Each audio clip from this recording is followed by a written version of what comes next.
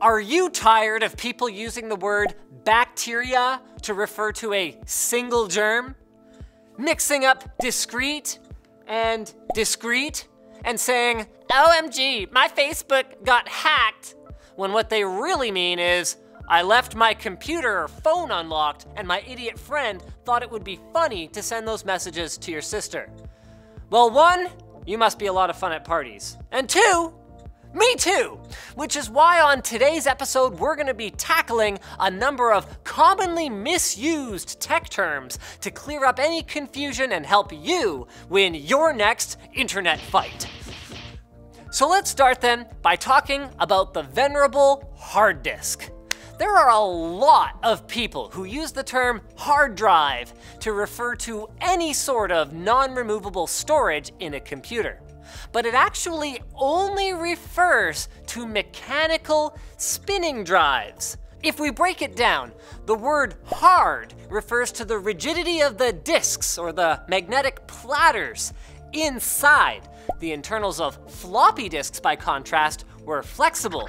So don't refer to SSDs or solid-state drives as hard disks or hard drives. If you want to talk generally about mechanical drives and SSDs as a group, you say drive.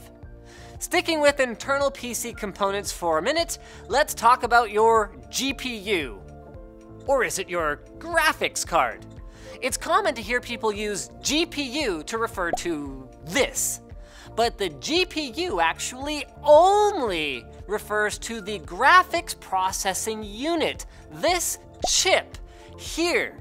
Our example is a GP104, which NVIDIA brands as a GTX 1070 or 1080, depending on how many of its processing cores are enabled from the factory. So then, it's fine to call an RX 480 a GPU. But if you're talking about a specific model, such as this Gigabyte WindForce 8 gig, you're better off calling the whole assembly a video card or graphics card. And in the case of highly integrated devices like smartphones, the graphics accelerator is usually part of the SoC, or system on a chip. So stick with GPU in that case, rather than calling your Adreno 420 a graphics card. Let's move on to removable media, namely optical discs. I'm bringing them up to highlight the difference between disk with a C and disc with a K. They both sound the same, and for this reason, both words are used interchangeably quite often to refer to CDs, DVDs, and Blu-rays, and these things.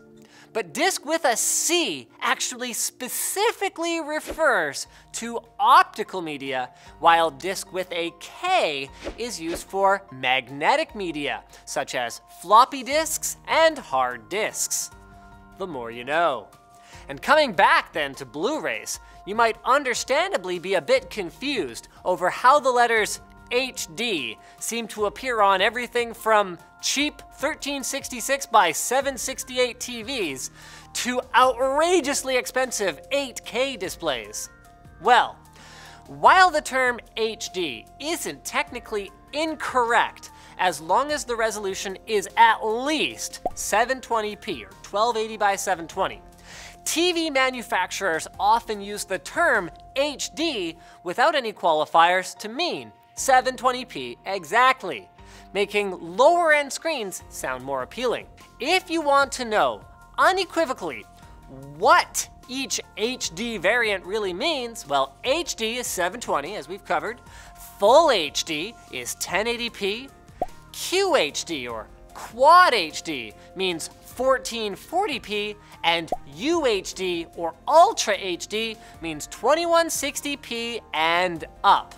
I guess words like full and ultra sound a lot sexier to potential buyers than a jumble of numbers, but it's confusing nonetheless. And to make things even more baffling, terms like 2K and 4K actually refer to cinematic resolutions used in the movie industry, meaning that true 4K is actually a little wider than most 4K monitors or TVs on the consumer market. And if you've ever seen a 1440p monitor advertised as 2K, well, take a moment to shake your head in disgust, as the actual 2K resolution used in cinema is nowhere close to 1440p. Real 2K is actually just a slightly wider 1080p. So then, are there any misused tech terms that drive you guys crazy? Put them down in the comments below, and while you're at it, let us know if you'd like to see a second episode of Misused Tech Terms. Do you find yourself racing against the clock as a freelancer, having so little time at the end of the day after you've done your work to sit down and fight with your accounting software? It's like sparring with expenses and invoices. It's terrible. Anyway, the modern world with the internet. There are so many opportunities to be self-employed, but not everybody wants to deal with that crap. And that is where FreshBooks cloud accounting software comes in. It's the simplest and easiest way to be more productive, more organized, and perhaps most importantly, definitely most importantly, get paid faster. You can create and send professional-looking invoices in seconds. You can set up online payments. You can track your hours and track your expenses. And you can even get paid on your terms. You can take deposits, for example, if you paint houses for a living. Pretty freaking cool, and you can see when your client has seen your invoice and put an end to the nonsense and guessing games. So FreshBooks is offering a 30-day unrestricted free trial. Just go to freshbooks.com/techquickie and enter TechQuickie in the How Did You Hear About Us section.